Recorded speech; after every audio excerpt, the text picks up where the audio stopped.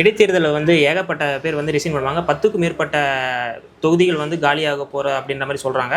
So இந்த இடைத்தேர்தலில் வந்து என்டிகே சீமான் அவர்களை வந்து முன்னிறுத்தி ஒரு பொது தேர்தலும் நடத்தக்கூட வாய்ப்பு இருக்க மாதிரியும் சொல்கிறாங்க. ஸோ இந்த இதை எப்படி பார்க்குறீங்க? அது சீமானம் மறுபடியும் பழி வாங்குறதுக்கு எதை பண்ணுறாங்க, அவ்வளோதான்.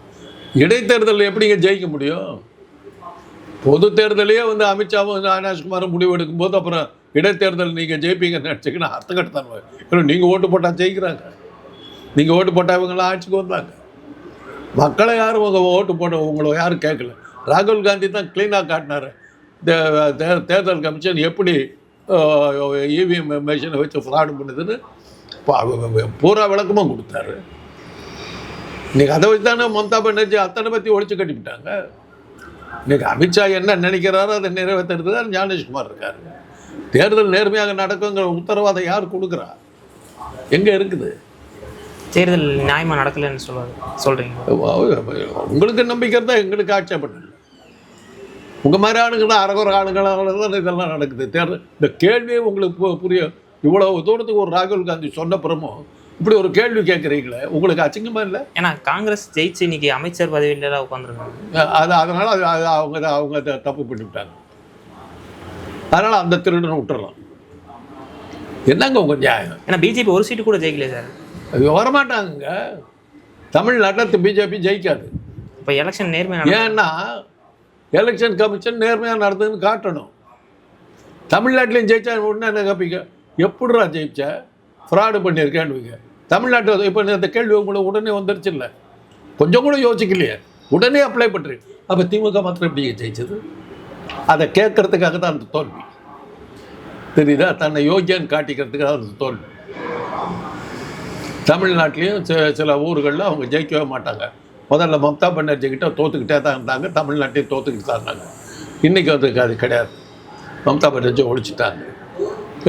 ஏறத்தாழ 2 திராவிட இயக்கங்களையும் ஓரம் கட்டி ஒரு 3ஆவதாக ஒரு ஆசாமியை கொண்டு நல்ல ஒரு ஆட்டி வைக்கிறதுக்கு, எப்படி ஆட்டினாலும் ஆடுறதுக்கு தயாராக இருக்கிற ஒரு பொம்மையை கொண்டு உட்கார வச்சுட்டாங்க. இதுக்கு மேலே என்ன வேணும்? பழனிசாமியோட பெரிய ஆளாக ப்ரூவ் பண்ணிட்டார் விஜய். பழனிசாமிக்கு கூட யாரும் வருவாங்கன்னு நான் கொஞ்சம் கூட நம்பலை. இவரை பார்த்தா இந்த பழனிசாமி போயிட்டு அடிக்கிறதுக்கு ஒரு ஆள் வந்திருக்கான்னு தெரியுது. அசம்பிளியில் உட்காந்து இப்படி பார்க்கறது அசம்பிளியாக நடக்குது. ஏதோ பார்ப்பர் எக்ஸிபிஷனில் ரெக்கார்ட் டான்ஸ் பார்க்க போன பேர். சரி, இப்போ அடுத்ததான் வந்து அண்ணாமலை அவர்கள் வந்து புதுசாக வி த லீடர் அப்படின்ற மாதிரி பார்ட்டி தொடங்கியிருக்காரு. அவர் வந்து இப்போ வந்து ஹிந்துத்துவாக்கு எதிராக வந்து அரசியல் பண்ண போகிறதா வந்து சொல்லிடுறாங்க. ஏன்னா அப்படின்னா திமுக வாரி நடத்தக்கூடிய ஒரு தமிழ் சங்கத்தில் வந்து அவர் முன்னிருந்து பேசியிருக்காரு. ஸோ இவங்க 2 பேரும் ஒரு இதாக இருப்பாங்க அப்படின்ற மாதிரி ஒரு இது. அண்ணாமலை எல்லாம் காலாவதியானவர் தான் இருக்கிறத காட்டிக்கிறதுக்காக வந்து உட்காந்துக்கிட்டு இருக்காரு. அவ்வளோதான், முடிஞ்சு போச்சு. அவங்க அரசியல்லாம் ஓவர். இன்றைக்கி அந்த பழைய அரசியல்லாம் பேசுறது அர்த்தம் இல்லை. எங்கள் தமிழ்நாட்டு ரெப்ரஸன்டேட்டிவாக ஒரு கர்நாடகாக்காரனை போடுறாங்கன்னு நம்ம வாய மூடிட்டு தான் உட்காந்து. கர்நாடகாவில் போட்டுற முடியுமா ஒரு தமிழனை? விட்டுருவானுங்களா? அங்கே தொலைச்சி கட்டுப்படுவாங்க. இங்கே எப்படி உட்காந்துக்கிட்டு இருக்கோம்? எப்படி போடலாம் கேட்டுக்கிட்டு இருக்கோம். அவ்வளோ தூரத்துக்கு சத்துக்கிட்டு கிடக்குறோம். நான் போடுவேன், என்னடா பண்ணுவேன்னு கேட்டு போகிறாரு. திரும்ப வந்து அது உட்கட்சி பிரச்சனை, அதை பற்றி பேச ஒன்றும் இல்லை. அது போடுறது, அவர் போடுறதை பற்றி யாரும் கேட்கல. அந்த ஆளை போடலாமா, அந்த ஊருக்காரரை போடலாமாங்கிறது தான் கேள்வி. அது உங்கள் உட்கட்சி பிரச்சனை. அதை நம்ம அந்த உரிமையை நம்ம கேள்வி கேட்கல. அந்த ஆள் தான் உனக்கு கிடைச்சா, நான் தமிழை ஒருத்தம் கிடைக்கலையா உனக்கு? ஏன்னா நீ பாதி தெலுங்க. விஜய் தெலுங்கு. விஜய் அவர்களை சொல்கிறீங்க? ஆமாம், அவங்க அம்மா தெலுங்கு பிராமின் தானே. அழகாக போடுறாரு. தன்னை வச்சு ஊழலை யார் செய்தாலும் விட மாட்டேன், செய்தவனையும் விட மாட்டேன், செய்ய போகிறவனும் விட மாட்டேன். என் ஃப்ரெண்டுக்கு என்னை வச்சு படம் எடுத்தவங்க வந்து பதவி கொடுக்குறேன். உங்கள் கூட ஒர்க் பண்ணிகிட்டு இருந்த ஆளுங்களுக்கெல்லாம் 6 பேர்த்துக்கு ஒன்றா பதவி போட்டிருக்கேன். உத்தமம், ஊழலை ஒழிக்கும் உத்தமம். சொல்லுங்கள், தெரியல அவர் எதுக்காக வந்திருக்காருன்னு தெரியல. சேவை செய்கிறதுக்கு பதவி தேவையில்லைங்க, சேவை செய்கிற மனப்பான்மை தேவை. ராகவராரன் இருக்கார், எவ்வளோ பேருக்கு வாழ்வு கொடுத்துருக்காரு தெரியுங்களா? என்ன மாதிரி வயோதிகர்களுக்கெல்லாம் அவர் செஞ்சுக்கிற மாதிரி தொண்டு எவனாலும் செய்ய முடியாது. அவர் எலெக்ஷன்களை ஜெயிக்க விடுவீங்களா நீங்கள்? திருச்சி கிழக்கில் கூட அவர் போட்டியிடுறதா? அவர் போட்டிட்டாருன்னா டெபாசிட் போய்டும். நாம் யாரை தேர்ந்தெடுக்கிறோம்? ஏன்னா டிவிகே சார்பாக என்ன ஆளுங்கட்சி தானே ஜெயிக்கும்னு சொன்னீங்க. டிவிக்கே சார்பில் என்னன்னா எலெக்ஷன் முடிஞ்சு போச்சு. நாமினேஷன் போட்டோன்னு ஜெயிச்சதா டிக்ளேர் ஆகிடுதான். ஞானசுமார் அடுத்த நிமிஷம் ரிப்போர்ட் கொடுத்துருவாரு, அது வெற்றி அடைந்து விட்டது. ஆனால் மக்கள் அவரை வந்து நாயின்லாம் சொன்னதுனால மக்களை உங்களை யார் சட்டப்பட என்னமோ மக்களுக்குறீங்க. உங்களை எவனா மனுஷன் கூட அவங்க நினைக்கிறது இல்லை. அப்புறம் என்னத்துக்கு நீங்கள் பேசிக்கிட்டு இருக்கிறீங்க? நம்மளையெல்லாம் யாரும் சட்டம் பண்ணுறீங்க? அவங்கள ஆட்சியில் எப்படி உட்காருன்னு தெரியும், எப்படி சம்பாதிக்கிறது தெரியும், எப்படி நல்ல பேரோட கடைசி ஒன்று இருக்கிறதுங்கிறது அவங்களுக்கு தெரியும். அந்த கலையை கற்றுக்கிட்டு தான் அமித்ஷா மோடி இன்னைக்கு உள்ள உட்காந்துக்கிட்டு இருக்கிறாங்க. பிஜேபி ஆட்சி தான் நடக்குதுன்னு சொல்லுங்கள். தமிழ்நாட்டில் பிஜேபி ஆட்சி தான் நடக்குதுன்னு சொல்லுங்கள். வேற யார் ஆட்சி நடக்குது? நேரடியாக அவங்க வரல, அதுக்கு பதிலாக ரெப்ரஸன்டேட்டிவ் வச்சு நடத்துகிறாங்க. அதனால தான் இணக்கமாக போகிறதா சொல்கிறாங்க. ஏன்னா பிஜேபி பற்றி அவங்க டிவிகே சார் வாயை திறக்க முடியாது. தம்பி தேவையில்லாத ஒரு ஸ்டேட்மெண்ட் கொடுத்துச்சு, ஒரு படத்துக்கு 150 கோடி ரூபாய் வாங்குறேன்னுச்சு. அப்படின்னாங்க. மறுநாள் கட்சி ஆரம்பிச்சிருச்சு. ஜெயலலிதா கூப்பிட்டு கட்சி நடத்த தொலைச்சிவிட்டு இப்போ கட்சியை கலைச்சிட்டு போன ஒரு ஆள் திருப்பி அரசியலுக்கு வர்றான்னா இன்னொரு ஆள் யாரோ மிரட்டி இருக்க அரசியலுக்கு வரனாலும் தொலைச்சிவிடணும் பயத்து வந்திருக்காரு. பயத்தில் வந்திருக்காரு. அவங்க சொல்கிறது கேட்டுக்கிட்டு இருக்காரு. அவருக்கே தெரியல. ஆனால் ஏடிஎம்கே குறிப்பிட்டு வந்து அவர் அங்கே இருக்கக்கூடிய எம்எல்ஏஸ் எல்லாம் வாங்குறது காரணம் என்னன்னா, ஜெயலலிதா அவர்கள் வந்து விஜய் அவர்கள் வந்து கையை கட்டி நிற்க வச்சிட்டாரு. அந்த ஒரு பழிவாங்கும் நோக்கத்தோட தான் வந்து ஏடிஎம்கேல இருக்கக்கூடிய எம்எல்ஏஸ் எல்லாம் வந்து அவர் ஏடிஎம்கே கட்சி இல்லாமல் போயிடணும் அப்படின்ற மாதிரி நினச்சி அவர் பிளான் பண்ணி பண்ணுற மாதிரியும் சில பேர் பேசுகிறாங்க. எதை வேணாலும் சொல்லலாம், என்ன வேணாலும் சொல்லலாம். ஏடிஎம்கே எப்போ இருந்தது அது போகிறதுக்கு? பழனிசாமி கிட்ட இருந்தவங்கலாம் பழனிசாமி ஃப்ரெண்ட்ஸுக்கு தான் இருந்தாங்க. கட்சிக்காரன் இருந்தான் எல்லாம் போயிட்டான். எடப்பாடி பழனிசாமி எங்கள் ஊருக்காரர் தான். நான் அந்த சேலத்தை சேர்ந்தவன் தான், 15வது மைல். அப்படி ஒரு ஆள் இருக்காருன்னு எங்களுக்கு கேள்வி கூட நாங்கள் பட்டதில்லை. சேலம்னால சேலம் கண்ணை, செம்மலை, பொன்னையன், என்னுடைய அண்ணன் ராஜாராம், இவங்கெல்லாம் தான் அதிமுகன்னு பேர். இப்படி ஒரு ஆளுங்கிறத நாங்கள் கேள்விப்பட்டது கூட இல்லை. பார்த்தாப்பா எம்எல்ஏவாக இருந்திருக்காரு, எம்பியாக இருந்திருக்காரு. இருக்கிறதே பிரமாதமான கொத்தடிமை சசிகலாவால் கண்டுபிடிக்கப்பட்டவர். அவர்கிட்ட யார் இருந்தா? 10 தோல்வி பழனிசாமி. கடைசி 3 தேர்தலில் நிற்கவே இல்லை. அதுதானே அவருடைய ரெக்கார்டு. இப்போ 3வது இடத்துக்கு போயிட்டார். கவலையப்பட்டுக்கல, அதை பற்றி கவலையப்பட்டுக்கல. அவர் பெரிய ஆசீர்வாதம் கிடைச்ச மாதிரி சந்தோஷமாக இருக்காரு. கட்சியை 3வது இடத்துக்கு கொண்டுட்டோம் அப்படின்னு ஜாலியாக சுற்றிட்டு இருக்காரு. கட்சி மீண்டு வரும்னு சொல்லி அவர் நிறைய போராட்டம் பண்ணிருக்காரு. மீண்டு வரணுன்னாக்கா வெளியில் போனவங்களாம் உள்ள சேர்த்தனுங்க. இன்னைக்கு மகளிர் துரோகிகளுக்கு இடமில்லை, துரோகிகளுக்கு இடமில்லை. நீ இருக்கிறவனு வெளியே துரத்திக்கிட்டு இருந்தாங்க. எப்படி ஒரு அரசியல் கட்சி தலைவனுக்கு அழகாது? அடிப்படை ஞானம் இல்லாதவங்க கூட அதை செய்ய மாட்டான். வெளியே போனோம்னா எழுத்து அரவணைச்சு கட்சியோட வச்சுக்கிறதுக்கு தான் பார்ப்பான். ஒருத்தனை விட மாட்டேன்னு சொல்லி எல்லாத்தையும் அடித்து துரத்தினார். ஏன்னா அவங்களாம் வந்தாங்கன்னா தலைமை பதவிக்கு ஆபத்து வந்துடும்.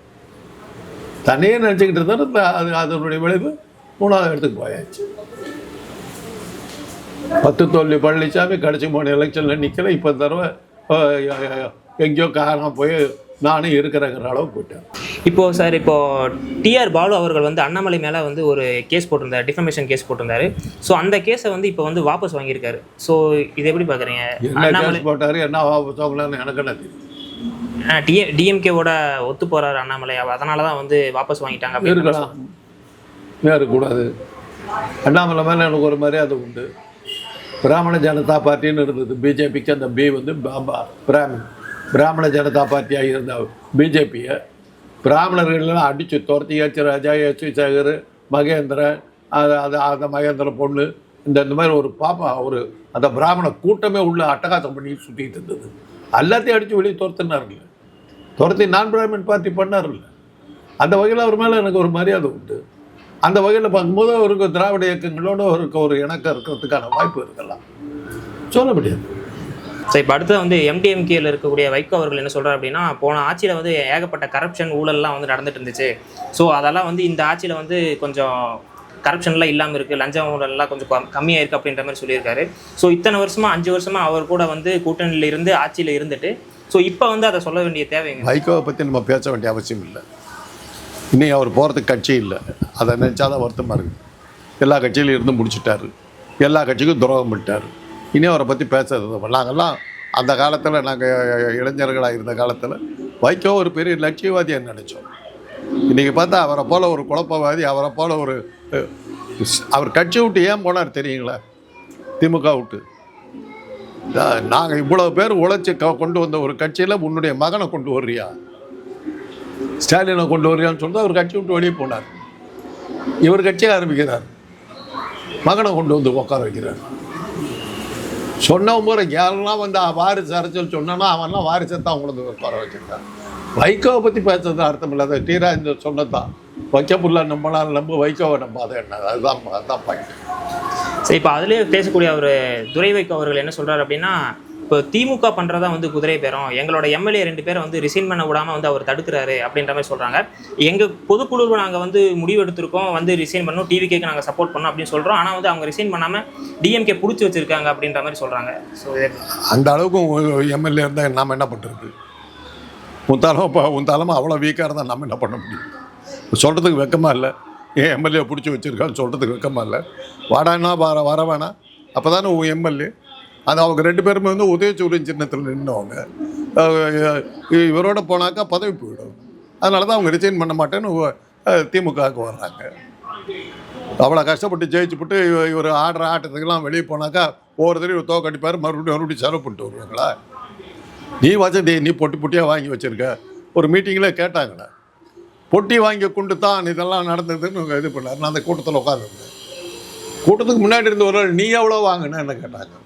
ஒரு 2 நிமிஷம் வைகோவில் பேச முடியும். நான் கண்ணால் பார்த்த காட்சி. அரசியலுங்கிறதே பொட்டி வாங்கிறதுக்கு தான். இதில் என்ன நீங்கள் என்ன யோக்கியம், நான் என்ன யோக்கியம்? சம்பாதிக்கிறதுக்கு வரோம். சம்பாதிக்க எங்கே போனால் சம்பாதிக்க முடியுமோ அங்கே போய் சம்பாதிக்கணும், அவ்வளோதான். ஆனால் டிவிகேக்கு என்ன தேவை வருது, இவங்களை உள்ளே கொண்டு வரணும் அப்படின்னு? அவங்க 108 பேர் தாங்க ஜெயிச்சிருக்காங்க. ஆனால் ஏடிஎம்கேலேருந்து நிறைய பேர் ரிசைன் பண்ணிட்டாங்க. ஆளை கூப்பிட்டு ஆகணும். எவன் இன்னைக்கு அவங்களுக்கு நம்பிக்கை இல்லாததுனால தானே சுழற்சி முறையில் எல்லாருக்கும் பதவி கொடுக்கப்படும் ஏன் சொல்கிறாரு? எல்லாம் விட்டு போயிடுவானுங்க போடுறது இல்லை சார். ஆனால் மற்ற கட்சிகளை பொறுத்த வரைக்கும் அவங்களுக்குன்னு ஒரு பவர் இருக்குது. ஆனால் மதிமுகவுக்கு வந்து கிரவுண்டில் வந்து ஒரு எம்எல்ஏ வாங்கி ஒரு டிவிகேக்கு சப்போர்ட் கொடுக்குற அளவுக்கு அவங்க பவராக இருக்காங்க. அவங்கள அந்தளவுக்கு ஒரு ஃபோர்ஸ் பண்ணி இழுக்கணும் அப்படின்ற என்ன தேவை வருது? அவங்க வர்றதுக்கு நான் எங்க மாட்டேங்கண்ணா. இந்த பொண்ணு வரியை வந்து என்னை காதலிக்கிறாங்க, நான் ஏன் வேணாங்கண்ணா?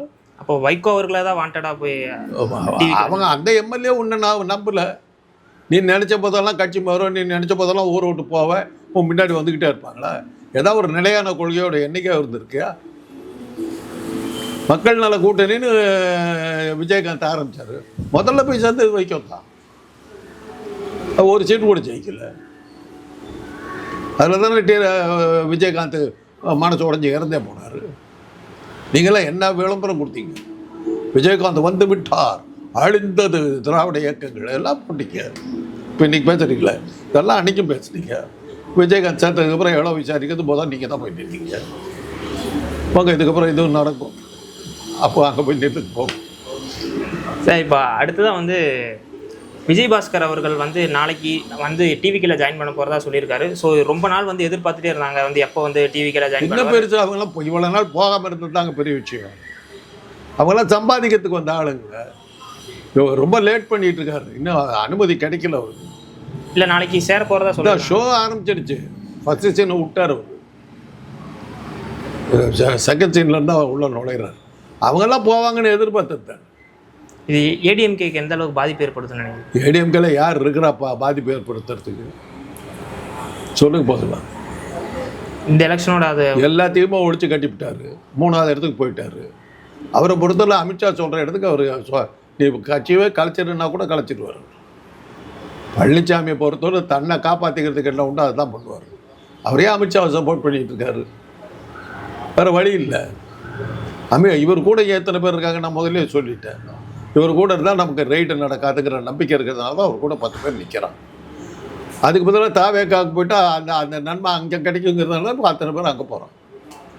எல்லாம் ஏடிஎம்கே இருந்து ஏன் போகிறான்?